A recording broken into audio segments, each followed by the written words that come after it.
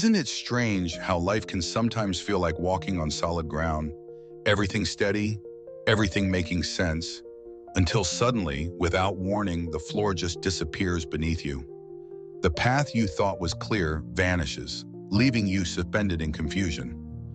Today's story is about a moment like that, about a man named Ethan, whose world was turned upside down by the very person he trusted most.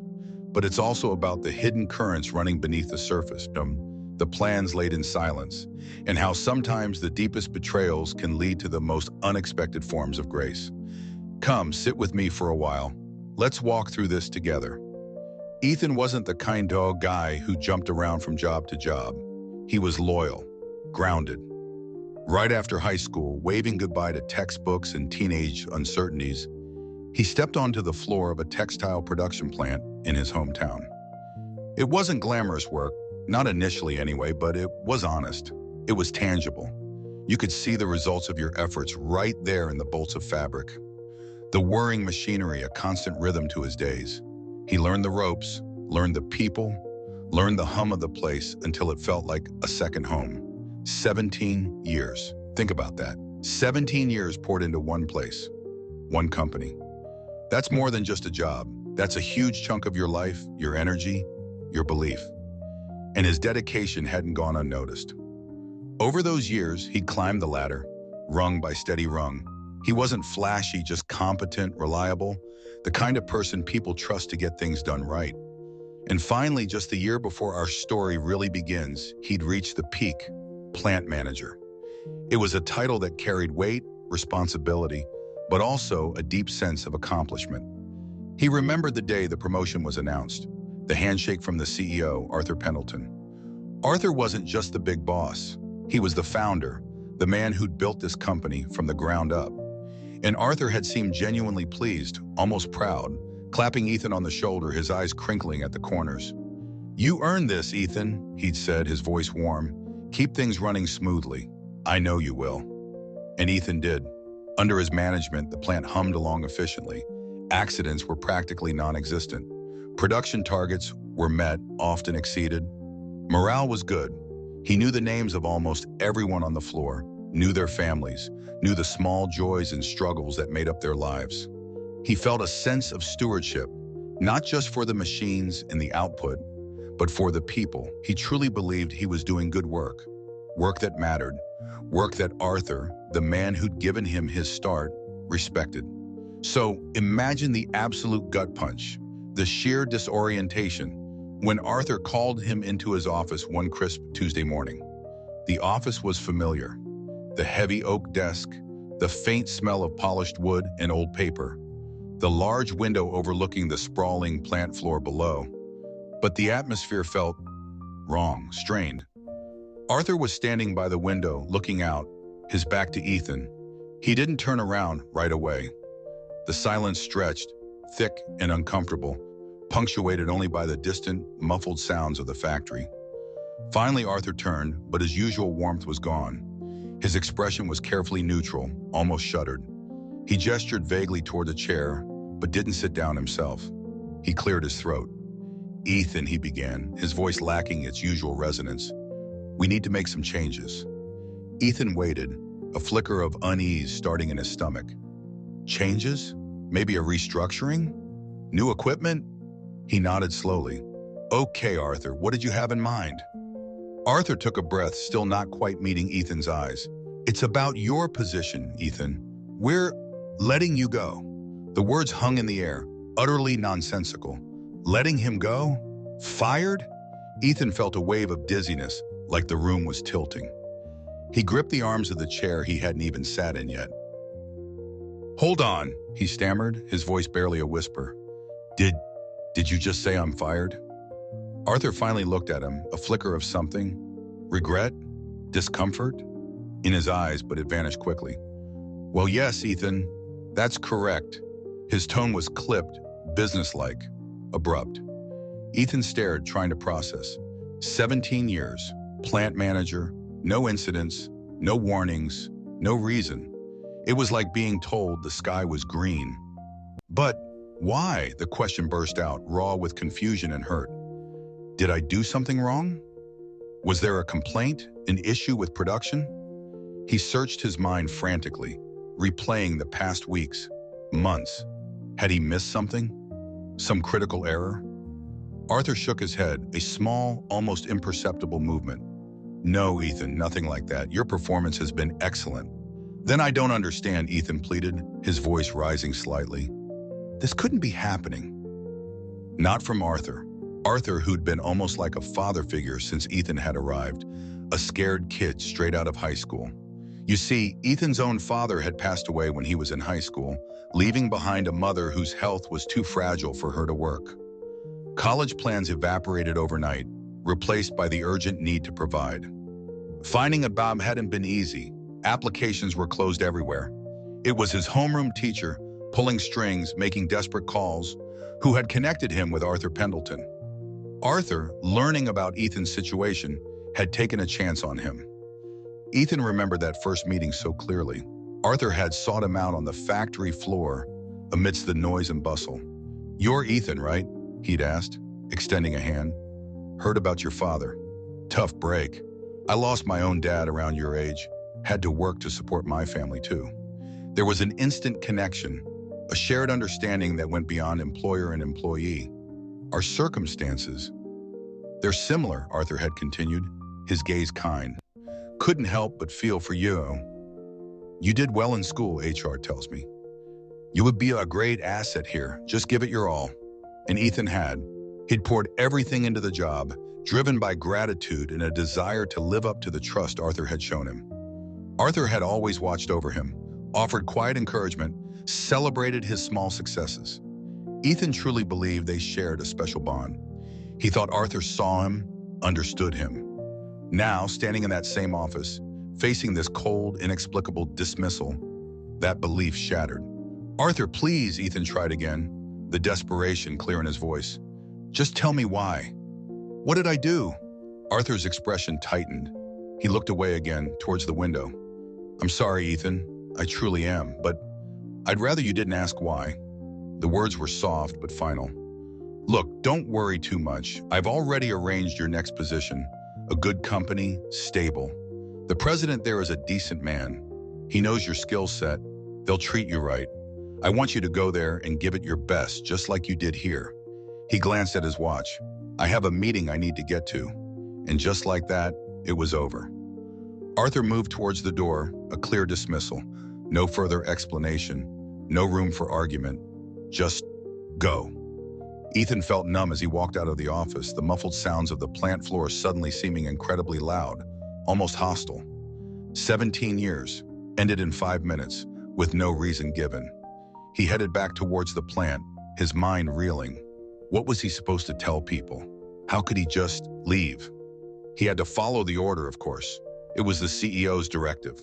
But the injustice of it, the sheer lack of understanding, gnawed at him. The following days blurred into a haze of paperwork, handover meetings, and forced pleasantries. He tried to explain his departure vaguely, moving on to a new opportunity, but the confusion on his colleagues' faces mirrored his own inner turmoil. He saw the whispers, the questioning glances. He spent countless hours racking his brain, searching for a clue, a mistake, anything that could explain Arthur's decision. But there was nothing, just a blank wall of incomprehension. The thought of starting a new job carrying this heavy, unresolved weight felt suffocating. Then, one evening, about a week before his official last day, his phone buzzed. He was packing up the last of his personal belongings from his office, the familiar space feeling strangely alien now. He glanced at the caller ID, Emily Carter, Arthur's executive secretary. That was unusual. They didn't interact much outside of necessary work coordination, though she'd always been pleasant, professional, and incredibly efficient. Why would she be calling him now, especially after hours? He answered, hesitant. Hello, Ethan? Hi, it's Emily. Her voice sounded different, tense, urgent. So sorry to bother you, especially when you must be so busy, but there's something really important I need to tell you. She paused, and he could almost hear her taking a deep breath. It's difficult to talk about this inside the office. Could you possibly meet me? Maybe at the coffee shop down the street?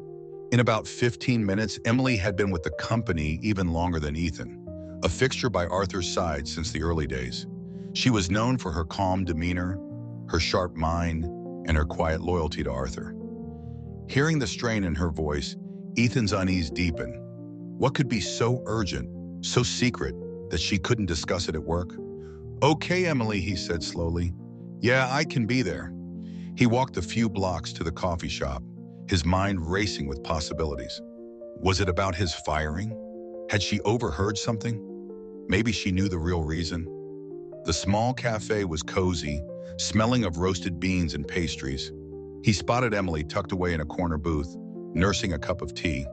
Her usually bright, composed face looked drawn, shadowed with an emotion he couldn't quite place. It looked like grief. "Sorry to keep you waiting," he said, sliding into the booth opposite of her. No, I should apologize," she replied quickly, her voice low. "Thanks for coming on such short notice, Ethan. I really didn't know who else to turn to right now." She looked down at her teacup, her fingers tracing the rim. "There's something I absolutely have to tell you." He waited, his heart starting to pound a little faster. "What is it, Emily? What's wrong?" She looked up, her eyes meeting his, and they were filled with unshed tears. "It's about Arthur," she began, her voice trembling slightly. She hesitated, searching for the right words, the silence stretching uncomfortably. Finally, she took another shaky breath. "Ethan, please try to stay calm when you hear this." He braced himself. "This morning," she whispered, the words barely audible, "Arthur passed away." "What?" The world tilted again, violently this time. The cup of water the waitress had placed in front of him slipped from his suddenly numb fingers, crashing to the floor, shattering the quiet hum of the cafe. Water splashed onto his pants, cold and shocking, but he barely registered it. Arthur? Dead? No, it wasn't possible. He'd just seen him. Arthur, who was always so vital, so present? "No," Ethan choked out. That can't be true. I just saw him." Emily reached across the table, her hand resting gently on his arm. "It's true, Ethan. The truth is, Arthur had been battling an illness for a long time, a very serious one." Her voice was thick with sorrow. "He kept it incredibly private. Only a handful of people knew. His wife, his doctor, me. There were periods where he seemed to be doing better, remission, but last week his condition took a sharp turn for the worse. He passed away peacefully at home early this morning." Ethan stared at her, shock rendering him speechless. An illness? All this time? He thought back to Arthur's recent behavior, the slight fatigue he'd sometimes noticed, the occasional cancellation of meetings. He chalked it up to the stress of running the company. Never, not once, had he suspected something this serious. And the firing, suddenly a sickening possibility began to dawn. "Not many people know about his passing yet," Emily continued, her voice regaining a little strength, though still laced with sadness. "His wife is devastated, of course. We can't announce it publicly right away. The company, honestly, Ethan, the company stands largely on Arthur's reputation, his connections, especially now." She hesitated again. "With his passing, it's likely the company will have to close down." Close down? The factory? All those people? The weight of it all felt crushing. But amidst the shock and the dawning grief, another question surfaced. "Emily, why are you telling me this?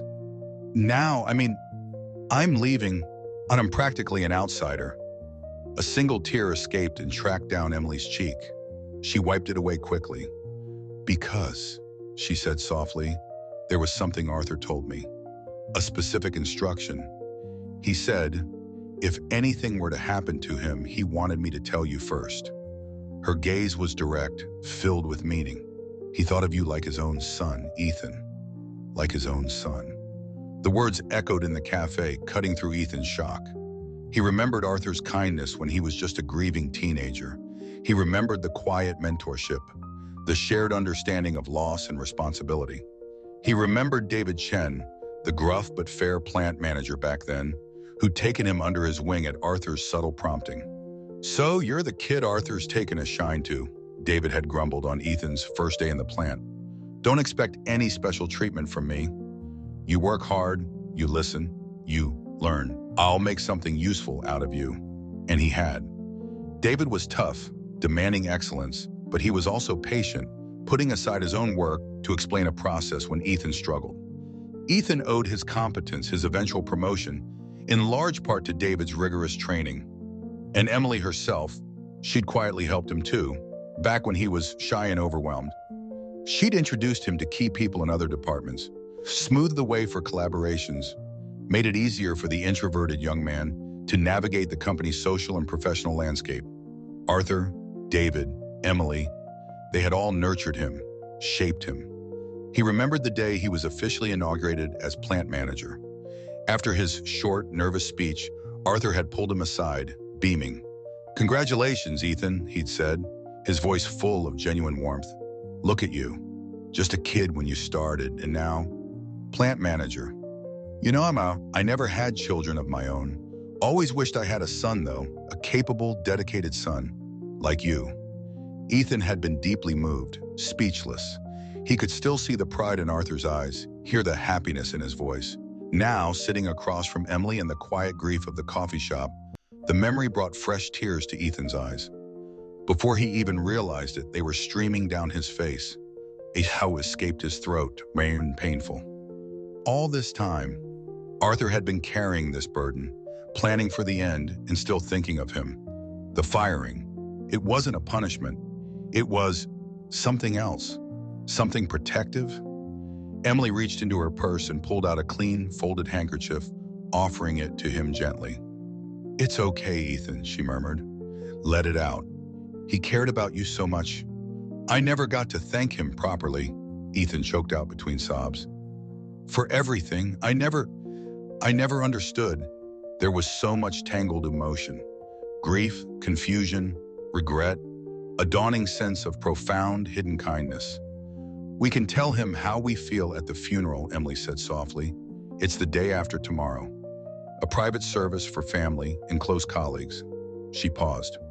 "He would want you there, Ethan. I know he would." They sat in silence for a few more minutes, the weight of the news settling heavily between them. Then slowly they gathered themselves and left the coffee shop, stepping back out into a world that felt irrevocably changed. The day of the funeral was somber, overcast, matching the mood perfectly. Ethan arrived early, wanting to offer Emily any help he could. He found her near the entrance of the small chapel, coordinating things quietly, her composure remarkable despite her own obvious grief. He stood beside her, helping greet the few arriving colleagues, mostly long-term employees, their faces etched with shock and sadness. Then a disturbance near the door. A small group arrived, talking a little too loudly, their demeanor jarringly out of place. Leading them was Julian Vance, the company's vice president. Julian was ambitious, slick, known for his aggressive sales tactics and a barely concealed impatience with Arthur's more measured approach.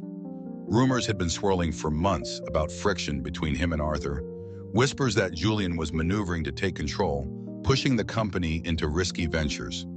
Julian spotted Ethan standing near the entrance, and a smug, unpleasant smirk spread across his face. "Well, well," he drawled, loud enough for several people to hear. "If it isn't Ethan Miller, what are you doing here? Thought you got the boot. This is for current employees and friends of the family, isn't it? You're an outsider now." Ethan felt a surge of anger but bit back a sharp retort. This wasn't the time or place. He ignored Julian, turning back to help an elderly former colleague find a seat. But Julian wasn't finished. He and his small entourage moved further into the chapel, still talking loudly, disrespectfully. "Honestly, Arthur was a terrible manager, wasn't he?" Julian said, glancing pointedly towards Ethan. "Running the company into the ground, then just checking out without a word. Left a real mess for the rest of us." He chuckled humorlessly. "In that respect, Ethan, maybe you're the lucky one. Got out before the whole ship sinks. Though I suppose unemployed suits you better than plant manager ever did." The cruelty, the sheer callousness of it, right here, at the man's funeral, it was staggering. Ethan clenched his fists, his knuckles white. He could feel Emily tense beside him. Before either of them could respond, a clear, strong voice cut through the murmur.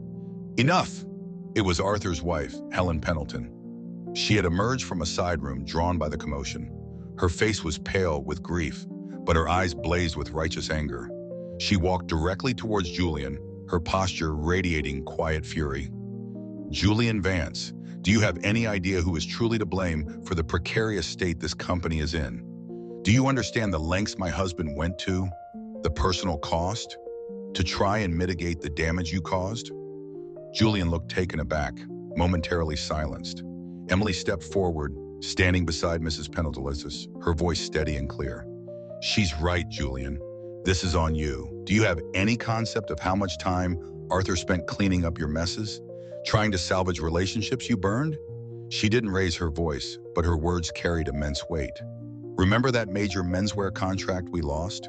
The suspension of business? That was your forceful, reckless sales tactics that destroyed the company's credibility. Arthur spent months trying to repair that damage. The only reason this company has survived this long is because of Arthur's reputation, his personal guarantees, his tireless efforts to counteract your ambition." Her gaze was sharp. "Everyone knows you were trying to leverage the company for your own gain, pushing it towards bankruptcy so you could pick up the pieces." Julian's face flushed an ugly red. He puffed up, trying to regain control. "Wait just a minute," he sputtered defiantly. "I have no attachment to this sinking ship. If it's going to collapse, let it collapse. Good riddance. Well, just take our severance pay, whatever's left, and get out." He gestured dismissively to his followers. "Come on, let's go. This wake is dead anyway." And with that final tasteless remark, he turned and stormed out of the chapel, his clique trailing nervously behind him. A heavy silence fell in their wake. Ethan felt sickened by the display. He turned to Mrs. Pendleton, feeling awkward, out of place again. "Mrs. Pendleton, perhaps Julian is right. I shouldn't be here. I technically quit. I have no power to help, no standing." Mrs. Pendleton turned to him, her expression softening slightly. She reached out and gently touched his arm. "Nonsense, Ethan.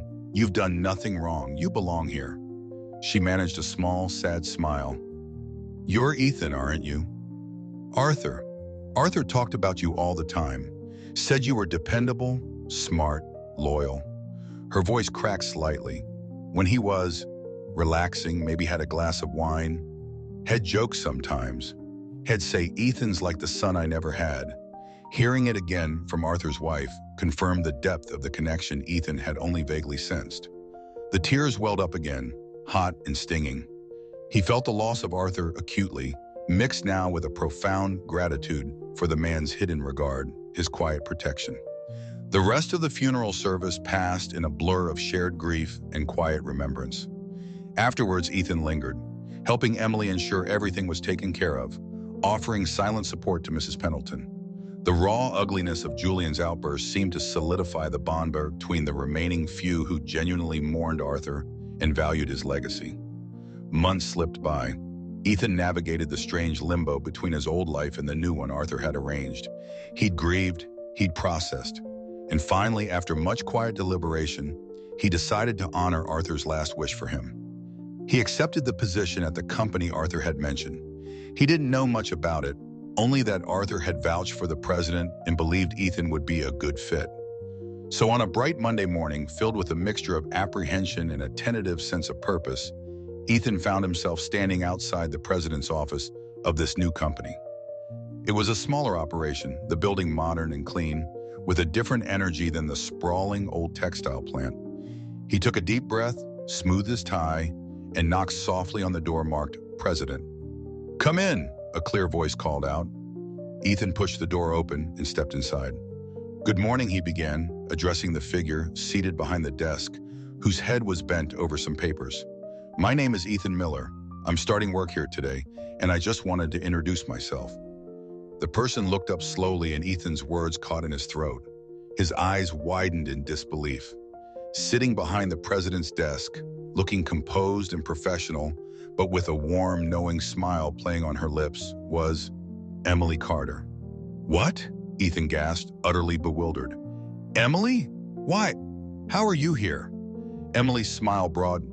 She stood up and extended her hand across the desk. Ethan, I've been waiting for you. She chuckled softly at his stunned expression. Let me reintroduce myself.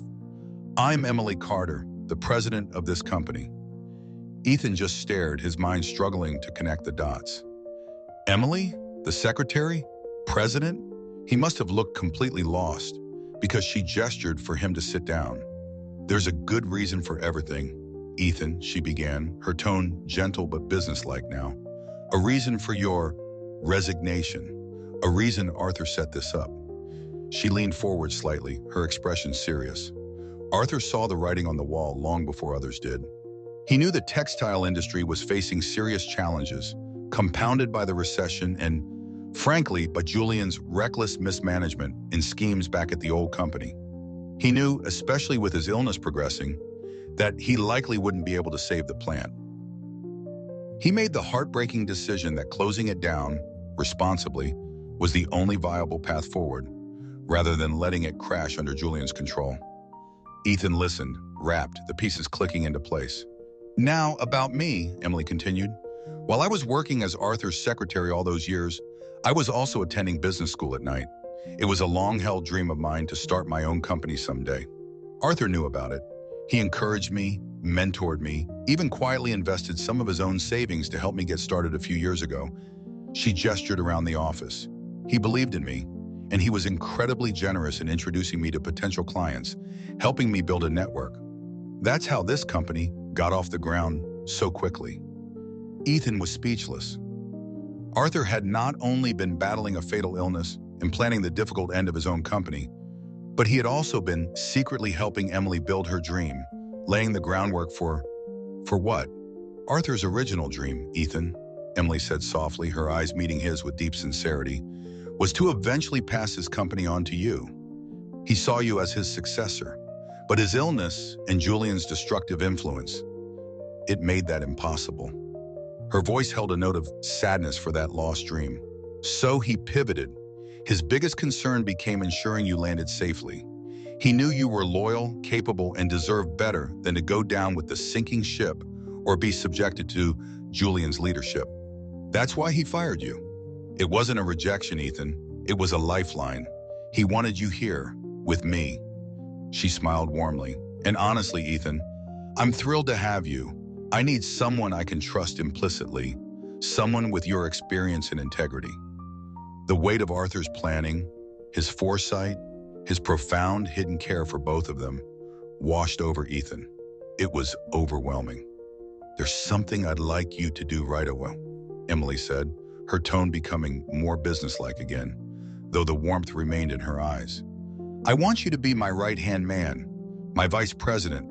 I need you to help me build this company, to support me in making it something Arthur would be proud of. She held up a hand, anticipating his hesitation. And before you argue, she added with a playful smile, this was also Arthur's specific wish. He made me promise to offer you this role. So unfortunately for you, refusal is not an option.